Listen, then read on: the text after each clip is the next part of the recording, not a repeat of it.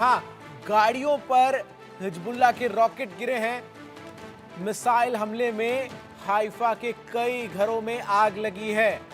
तो हिजबुल्लाह पर पहले जिस तरीके से इजरायली डिफेंस फोर्स की तरफ से ताबड़तोड़ हमले किए गए, अब जवाब में हिजबुल्लाह जो है वो अटैक करता हुआ नजर आ रहा है और कई इलाके जो हैं इजराइल के उन्हें निशाना बनाया गया है। हाइफा में कई घरों में जो है आग लगने की सूचना सामने आई है, कई गाड़ियों पर रॉकेट गिरे हैं। इसके साथ ही साथ आपको बता दूं कि हिजबुल्लाह के चीफ नसरुल्लाह ने इसको लेकर बकायदा इजराइल को धमकी दी थी और कहा था कि जिस तरीके से हमारे यहाँ हमले किए गए इसका बदला हम लेके रहेंगे। और ये तो महज शुरुआत है, क्योंकि जिस तरीके से लगातार इजराइल और अब लेबनान के बीच जंग नजर आ रही है, उसमें हिजबुल्लाह जो है वो लगातार हमला बोलता हुआ नजर आ रहा है। तो वहीं इजराइल पर सबसे बड़ा हमला लगातार जो है वो कर रहा है हिजबुल्लाह का जबरदस्त वार नजर आ रहा है। इजराइल के हाइफा पर यह अटैक किया गया है। हाइफा पर चौतरफा हमला हिजबुल्लाह की तरफ से किया गया है और एफ्रो शहर में भी हमला किया गया। हवाई हमले में 4 की मौत की पुष्टि जो है वो हुई है। इसके अलावा 90 से ज्यादा रॉकेट्स जो है उनसे अटैक किया गया है। लेबनानी सीमा से रॉकेट अटैक जो है वो लगातार जारी है। रमत डेविड एयरफोर्स बेस को टारगेट बनाया गया था, जिस एयरफोर्स बेस से इजरायली डिफेंस फोर्स की तरफ से एयर स्ट्राइक्स जो है वो किए गए थे। 24 घंटे में 250 से ज्यादा रॉकेट अटैक जो है वो किए गए हैं। इजराइल की सेना के ठिकानों पर हमला जो है वो लगातार हिजबुल्लाह की तरफ से जारी है और मोसाद के ठिकानों को भी टारगेट जो है वो किया गया है। तो बदला लेने की जो धमकी हिजबुल्लाह के प्रमुख नसरुल्लाह ने दी, वो अब हिजबुल्लाह करता हुआ नजर आ रहा है और लगातार जो है रॉकेट से हमले जो हैं वो किए जा रहे हैं। आपको बता दूं कि इजराइल इस वक्त 4 तरफ से जंग के मुआयने पर नजर आ रहा है। एक तरफ जहां लगातार युद्ध की स्थिति में बीते 11 महीनों से वो गाजा में तमाम हमास के आतंकियों का सामना कर रहा है, तो वही दूसरी तरफ यमन के हूती विद्रोह ही है और अब हिजबुल्लाह के साथ भी युद्ध की स्थिति जो है वो नजर आ रही है। तो किस तरीके से ये जंग जो है वो अब आगे बढ़ती हुई नजर आएगी और क्वाड शिखर सम्मेलन में भी इसको लेकर जो है बातचीत होती हुई नजर आई, जहां बिना नाम लिए जो तमाम राष्ट्राध्यक्ष हैं उन्होंने कहा कि समस्या का समाधान शांतिपूर्ण तरीके से ही हो सकता है। जो किसी भी समस्या का समाधान है वो युद्ध नहीं है। तो वहीं संयुक्त राष्ट्र में भी इस मामले की गूंज जो है सुनाई दे रही है। 2 खास मेहमान मेरे साथ जुड़ रहे हैं जिनसे हम चर्चा करेंगे, जानेंगे कि आखिर किस तरफ लेबनान और इजराइल के बीच का ये संघर्ष बढ़ता हुआ नजर आ रहा है। मेरे साथ मेजर जनरल रिटायर्ड अनुज माथुर, जाने माने डिफेंस एक्सपर्ट हैं, वो जुड़ रहे हैं। स्वागत है सर आपका।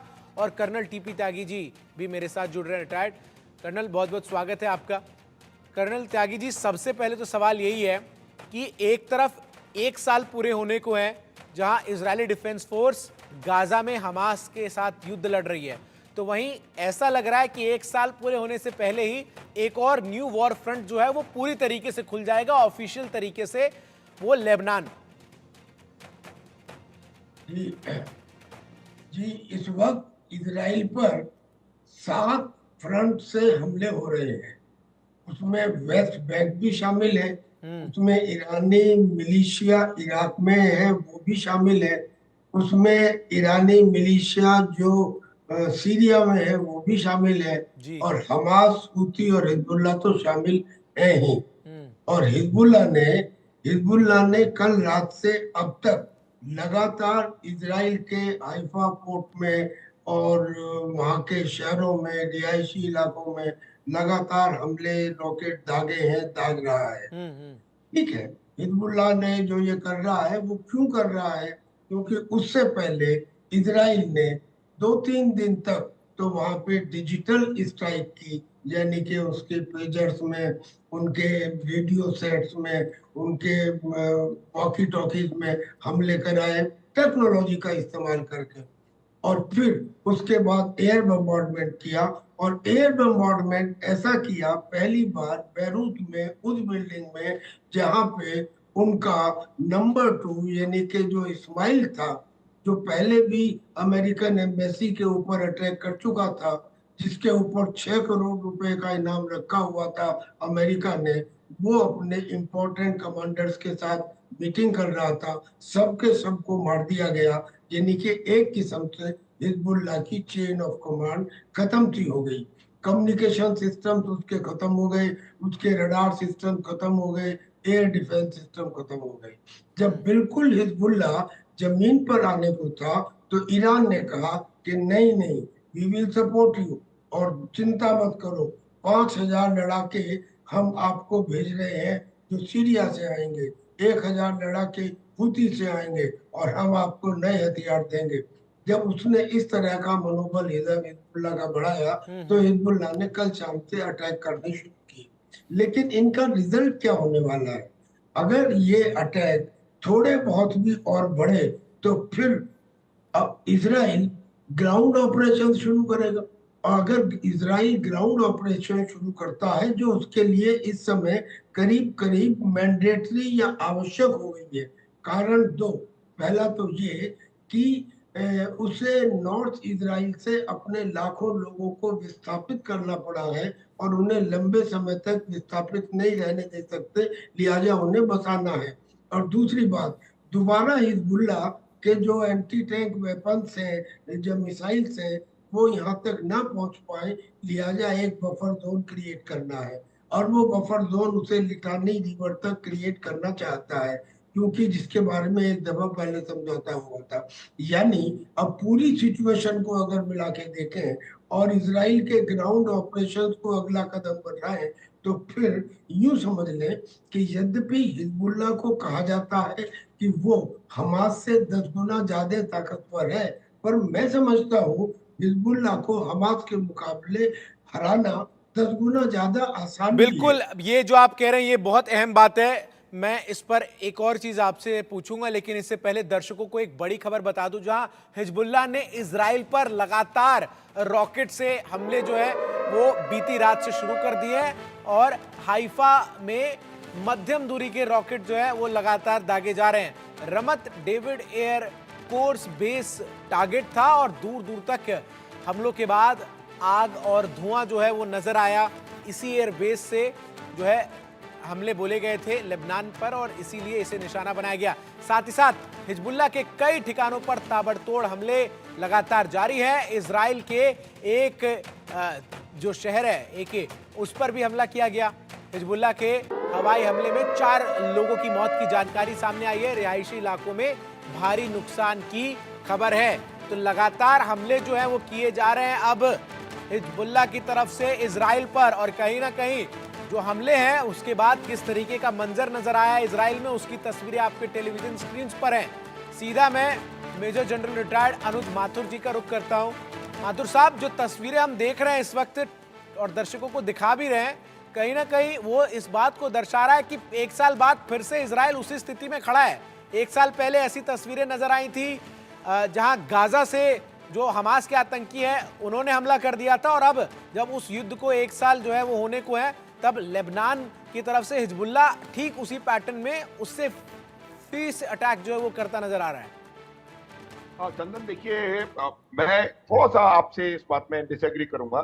जो एक साल पहले 7 अक्टूबर को हुआ था, वो एकदम अलग चीज थी। अलग क्यों थी? क्योंकि उस अटैक में सरप्राइज का एलिमेंट सबसे ऊपर था। करेक्ट। इजराइल ने कभी सोचा नहीं था कि इस प्रकार का कोई हमला हो सकता है, इसलिए वो उस हमले के लिए ना तैयार थे। अब आप देखेंगे कि अचानक से उन्होंने पूरी ताकत के साथ इजराइल पे उस समय हमला कर दिया।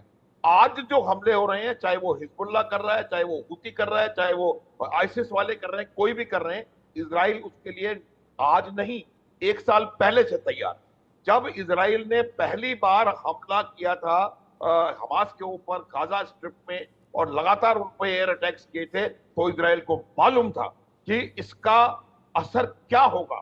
चंदन, उनको पता था कि ये इस पर हिजबुल्लाह बीच में आएगा, हुती आएगा, ईरान कोई इसका वो छोड़ेगा नहीं कि इसको किस प्रकार से परेशान किया जाए। लेकिन ये बात आप समझें, मैं आपके दर्शकों को पहले भी एक दो बार बता चुका हूं कि इजराइल की ताकत हिजबुल्लाह, हुती, हमास, इन सब की ताकत को मिलाकर के भी कई गुना ज्यादा है। वजह यह है कि इजराइल एक properly trained, well equipped, all arms force है। हिजबुल्लाह के पास अब क्या है? उनके पास कुछ लड़ाके, रॉकेट और मिसाइल, एयरफोर्स कहां है, नेवी कहां है, टैंक कहां है? कोई भी उनके पास ऐसा साधन नहीं है जिससे कि वो इजराइल की well trained, well equipped, well synergised army का सामना कर सके। आप यही मैं कह रहा हूं कि आप देखेंगे जो हमले हो रहे हैं हिजबुल्लाह की ओर से, उनका फाइनल असर देखिए, और फिर उसका जो जवाब देते हैं, 400 हमले एयर स्ट्राइक्स करते हैं वो साउथ लेबनान में, उसका असर देखिए। तो ये पोस्ट स्ट्राइक असेसमेंट जो डैमेज होता है, डैमेज असेसमेंट होता है, वो बहुत जरूरी होता है। उनके 285 रॉकेट्स का क्या असर हुआ? 4 हाइफा के घरों में आग लगी, और जब इजराइल की एयरफोर्स ने हमला किया तो 20 हिजबुल्लाह के ठिकानों पर उन्होंने बहुत बुरी तरह से उनको मारा। तो ये बात देखने की है कि जब तक कोई ऐसी फोर्स जो कि पूरी तरह से well equipped, well trained armed force है, वो इसमें डायरेक्टली इन्वॉल्व नहीं होगी, मुझे लगता नहीं है कि इजराइल का पलड़ा नीचे होने वाला है। जो हिजबुल्लाह के अटैक्स हैं, वो 5000 हुती, 1000 आईएसएस वाले आ जाएंगे तो भी क्या करेंगे? उनके पास फाइटिंग के लिए, एक मिनट चंदन जी, उनके पास फाइटिंग के लिए चीज क्या है, तरीका क्या है? उनकी लीडरशिप कहां है? इजराइल ने हिजबुल्लाह की लीडरशिप, कम्युनिकेशन, कमांड, कंट्रोल, इन तमाम चीजों को इस पूरी तरह से डैमेज किया है कि मुझे लगता नहीं है कि कोई भी हमला वो करने की परिस्थिति में है, और किसी भी प्रकार के इजरायली हमले का सामना करने की परिस्थिति में। ठीक है, एक और बड़ी खबर आ रही है जहां लेबनान में आईडीएफ का भीषण हमला नजर आ रहा है और इजराइल की तरफ से भी ताबड़तोड़ बमबारी जारी है। इजरायली एयरफोर्स ने भीषण तबाही मचाई है और हिजबुल्लाह के हथियार डिपो को निशाना बनाकर यह हमला किया गया है। तो जो हथियार डिपो है हिजबुल्लाह का, उसको निशाना बनाया गया है।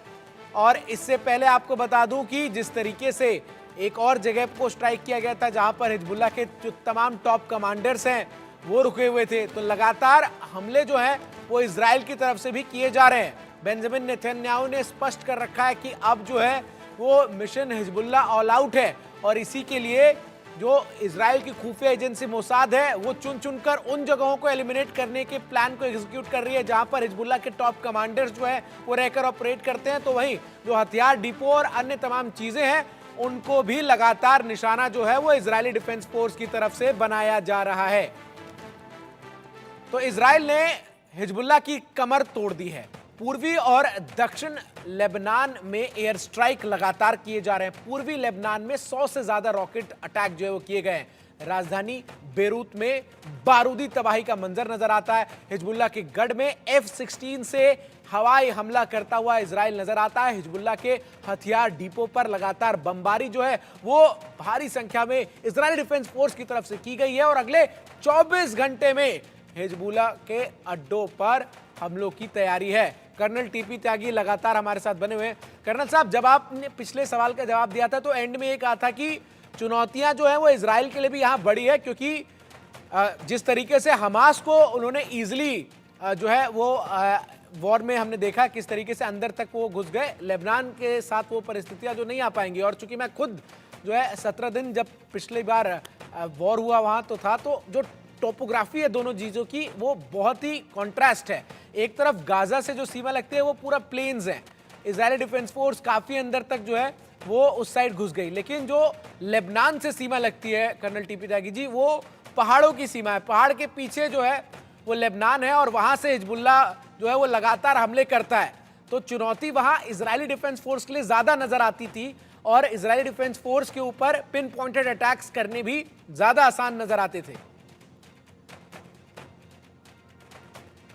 ज्योग्राफिकल एडवांटेज हिजबुल्लाह को है क्योंकि वो डोमिनेटिंग हाइट्स पर है एज कंपेयर टू इजराइल।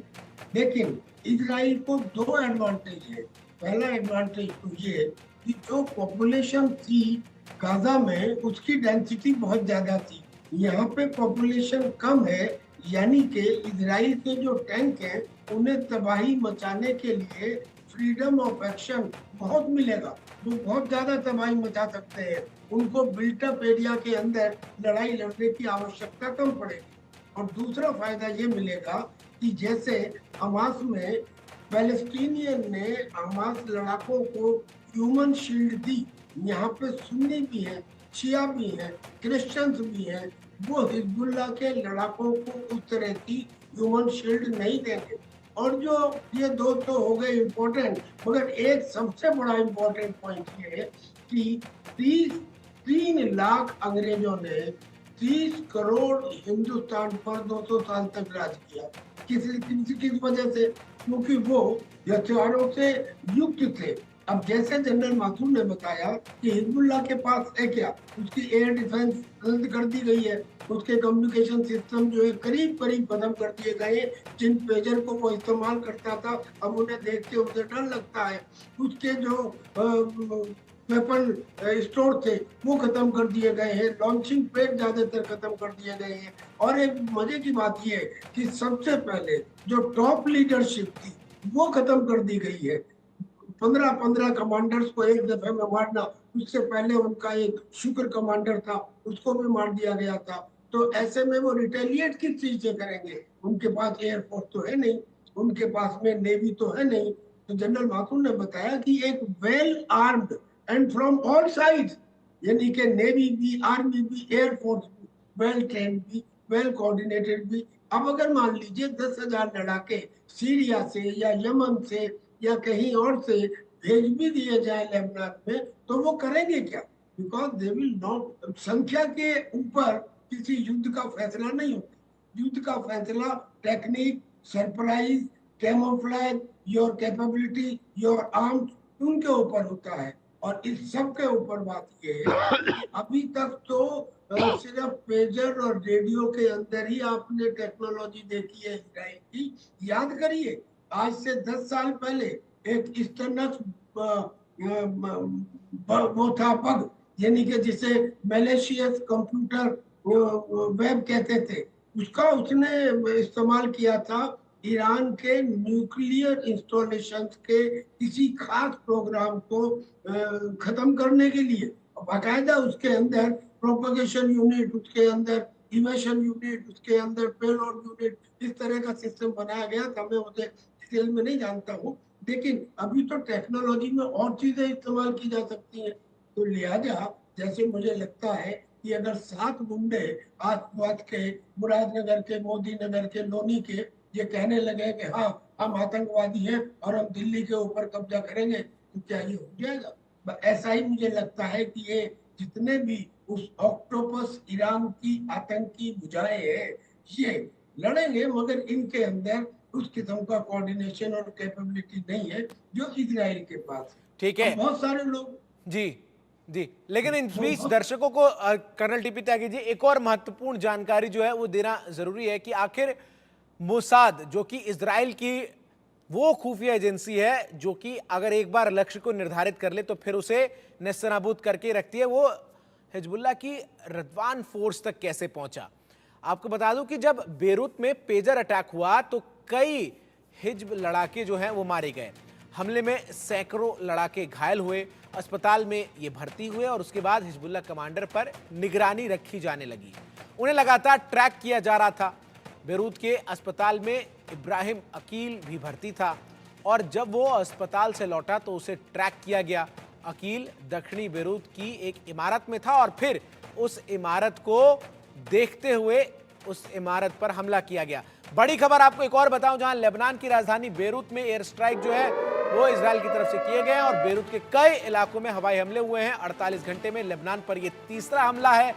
लंबी दूरी की मिसाइल से लेबनान पर हमला है और लगातार टारगेटेड अटैक्स हो रहे हैं। इजराइल डिफेंस फोर्स की तरफ से, इजराइल सरकार की तरफ से कहा जा रहा है कि पिन पॉइंटेड टारगेट अटैक है उन सेंटर से जहां पर हम पर हमला किया जाता है। मेजर जनरल रिटायर्ड अनुज माथुर जी बने हुए हैं। मेजर साहब, इजराइल क्लियर है, हमला कर रहा है और कह रहा है पिन पॉइंटेड अटैक है और इसमें हमें जिस पर्सन को एलिमिनेट करना था हम उसको कर रहे हैं। लेकिन अब मैं आज एक महत्वपूर्ण जो घटना है उस पर आपसे राय चाह रहा हूं, आपका कमेंट चाह रहा हूं कि संयुक्त राष्ट्र में अब इस पूरे मामले को जो है वो उठाया गया है और संयुक्त राष्ट्र के जो महासचिव है एंटोनियो गुटेरेस, उनकी तरफ से कहा गया है कि हम लेबनान को दूसरा गाजा नहीं बनने देना चाहते। इस बयान के मतलब मायने क्या है और क्या जिस तरीके से स्थिति आगे बढ़ती हुई नजर आ रही है, आने वाले समय में आपको कोई एक बड़ा इंटरनेशनल प्रेशर फिर से इजराइल के ऊपर आता हुआ नजर आएगा? और अगर वो प्रेशर आएगा तो क्या इजराइल को वाकई इससे फर्क पड़ेगा? चंदन, देखिए, मैं आपको एक बात बताता हूं कि यूनाइटेड नेशंस के किसी भी प्रेशर का मुझे नहीं लगता कि किसी भी राष्ट्र पे बहुत ज्यादा असर होता है। तो देखिए, यूनाइटेड नेशंस के प्रेशर्स का और उनके जो रेजोल्यूशंस होते हैं उनका असर ऐसे देशों में होता है जो गरीब और बिल्कुल गए गुजरे परिस्थितियों में रह रहे हैं। उदाहरण के लिए रवांडा में हो सकता है, सूडान में थोड़ा बहुत हो सकता है कि वहां पे यूएन के फोर्सेस हैं। देखिए, यूनाइटेड नेशंस जो है वो एक टूथलेस ऑर्गेनाइजेशन है। वो निर्णय कर सकता है और उसका असर क्या होगा वो निर्भर करता है जो उनके आका हैं, United states of America, China, ये बड़े बड़े जो प्लेयर्स हैं, ये पूरी की पूरी डायनेमिक्स उन प्लेयर्स के चारों तरफ मुझे लगता है घूमती है। जो ये रेजोल्यूशन वहां पर दिया गया है, अब देखिए इसके दो मायने हो सकते हैं। इसका एक तरीका ये हो सकता है कि हम उनको गाजा नहीं बनने देंगे, उसका ये भी मकसद मतलब है कि इजराइल को वहां हमले ज्यादा नहीं करने देंगे। दूसरा ये भी इसको हमको देखने की आवश्यकता है कि हम हिजबुल्लाह को अपने औकात से ज्यादा आगे बढ़ने नहीं देंगे, उस पर दबाव बनाया जाएगा और उसको कहा जाएगा कि आप पीछे। करेक्ट। तो ये मेरा मानना है कि दबाव जो है दोनों तरफ बनाने का प्रयास हो रहा है। लेकिन ये बात मैं वहां की जो सेक्रेटरी की बात है उससे सहमत हूं कि इस समस्या का कोई मिलिट्री सोल्यूशन नहीं हो सकता। लेकिन मैं आपको बताता हूं कि मिलिट्री सोल्यूशन नहीं होता, लेकिन मिलिट्री का उस कोई भी सोल्यूशन बनाने में रोल क्या होता है। ये जो लड़ाई आप देख रहे हैं, चाहे वो यूक्रेन में देख रहे हैं, चाहे यहाँ मिडिल ईस्ट में देख रहे हैं, इस तमाम लड़ाई में मुझे लगता है ये अभी तक अट्रिशन वॉरफेयर का एक नमूना है। हम एक दूसरे की ताकत को इतना कम कर देते हैं कि जब हम इवेंचुअली नेगोशिएटिंग टेबल्स पे पहुंचे तो हम एक पोजीशन ऑफ स्ट्रेंथ से नेगोशिएट कर सकें और अपनी बात मनवा सकें। तो मिलिट्री का रोल ये होता है कि वो पॉलिटिकल लीडरशिप के लिए, डायलॉग के लिए सूटेबल फेवरेबल सर्कमस्टांसेस ग्राउंड पर क्रिएट करे, और वही कर रहे हैं। जैसे कि अभी आप देखेंगे कि बिल्कुल बिल्कुल। तो कहीं ना कहीं जिस तरीके से अब इजराइल और हिजबुल्लाह के बीच आमने सामने की जंग नजर आ रही है, ऐसे में ये देखना काफी अहम होगा कि किस तरीके से हर नए दिन के साथ दोनों तरफ से हमले जो आगे बढ़ रहे हैं वो युद्ध की तरफ बढ़ते हैं। बहुत बहुत शुक्रिया मेजर जनरल अनुज माथुर साहब आपका, और कर्नल टीपी त्यागी जी आपका हमारे साथ जुड़कर अपनी राय को जो है वो दर्शकों तक रखने के लिए। तो कुल मिलाकर लबुलुआब ये है कि हमले लगातार इजराइल कर रहा है क्योंकि उसका इरादा स्पष्ट है कि हम पर हमले हुए हैं और उसका बदला हमें लेना है। तो वहीं हिजबुल्लाह भी हमले की चेतावनी धमकी इजराइल को देता हुआ नजर आ रहा है। छोटे से ब्रेक का यहाँ वक्त हो गया है। खबरों